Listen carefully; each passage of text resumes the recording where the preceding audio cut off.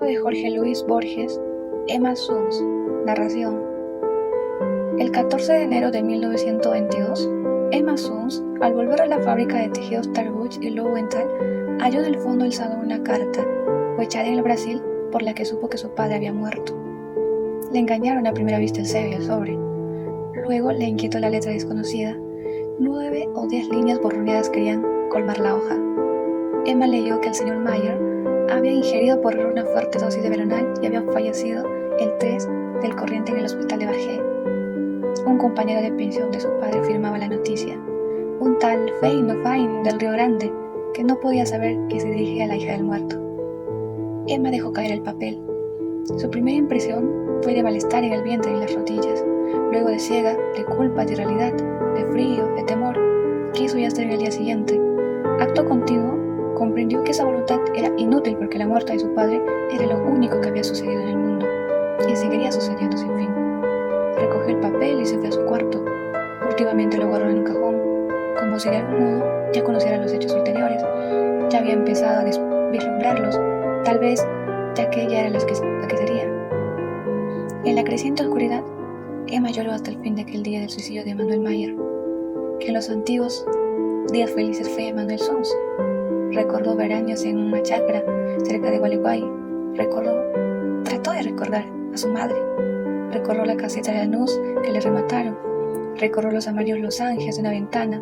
Recordó el auto de prisión, el oprobio. Recordó los anónimos con el sueldo sobre el desfalco del cajero.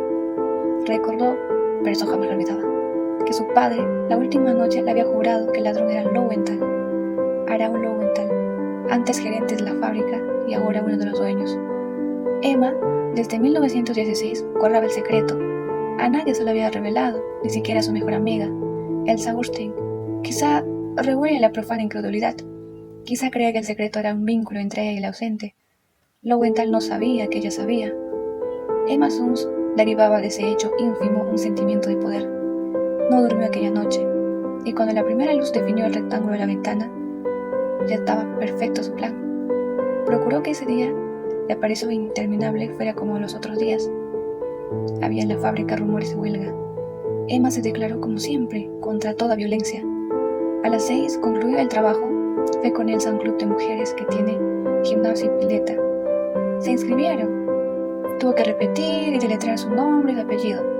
Tuvo que festejar bromas vulgares que comentan la revisación. Con Elsa y con la menor de las Cronfus, discutió a qué cinematógrafo iría el domingo a la tarde. Luego se habló de novios y nadie esperó que me hablara. En abril cumpliría 19 años, pero los hombres le inspiraban aún un temor casi patológico. De vuelta, preparó una sopa tapioca y unas legumbres, comió temprano, se acostó y se obligó a dormir. Así laborioso y trivial pasó el viernes 15, la víspera. El sábado, la impaciencia la despertó. La impaciencia, no la inquietud, ni el singular alivio de estar en aquel día, por fin. Ya no tenía que tramar y que imaginar. Dentro de algunas horas alcanzaría la simplicidad de los hechos. Leyó en la prensa que el Nordsjælland de Malmö zarparía esa noche del Disque 3. Llamó por teléfono a Lowenthal, insinuó que deseaba comunicar sin que lo supieran las otras algo sobre la abuela y prometió pasar por el escritorio al oscurecer. Le temblaba la voz. El temblor convenía de una delatadora. Ningún otro hecho memorable ocurrió esa mañana.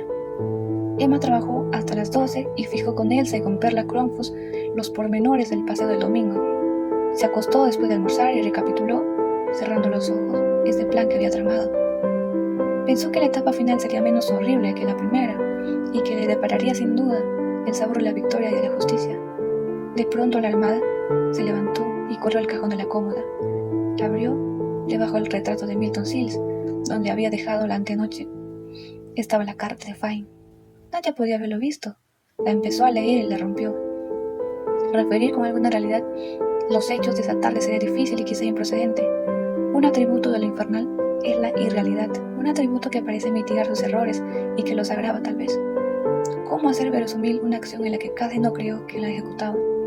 ¿Cómo recuperar ese breve caos que hoy la memoria de Emma Suns repudia y confunde? Emma vivía por Almagro, en la calle Liniers. Nos conta que esa tarde fue al puerto.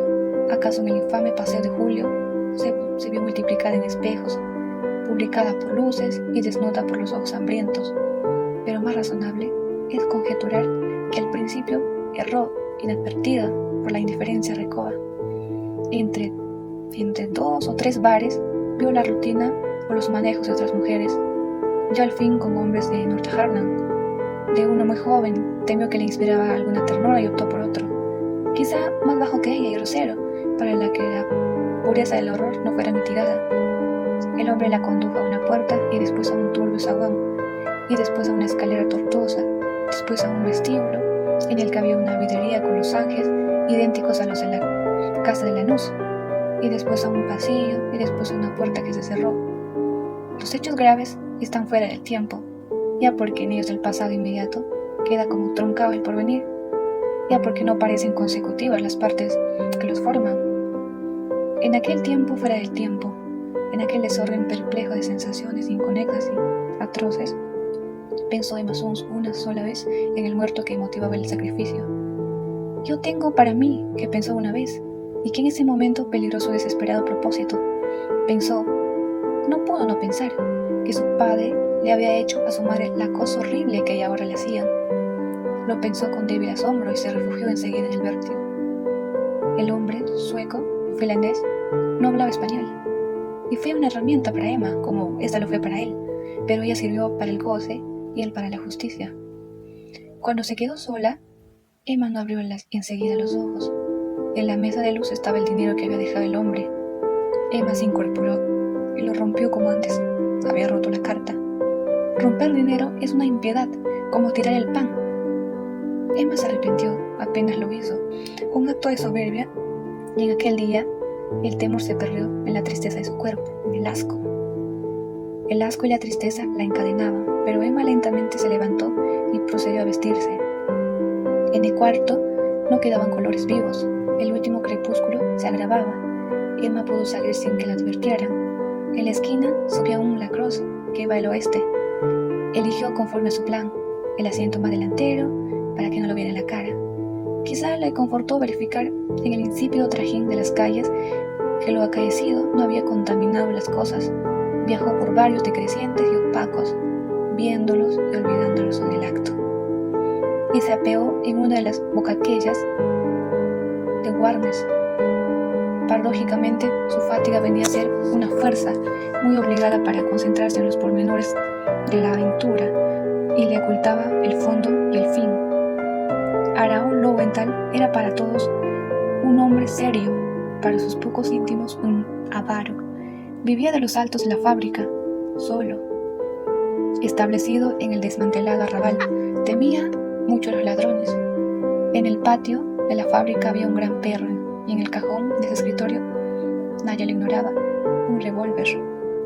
Había llorado con decoro el año anterior la inesperada muerte de su mujer, pero el dinero era su verdadera pasión. Con íntimo bochorno se sabía menos apto para ganarlo que para conservarlo. Era muy religioso. Creía tener con el Señor un pacto secreto que le eximía de obrar bien, a trueques de oraciones y devociones. Calvo, corpulento, enlutado, de quevedos ahumados y barba rubia, esperaba de pie junto a la ventana el informe confidencial de la obrera Emma Suns. La vio empujar la verja que él había entornado a propósito y cruzar el patio sombrío.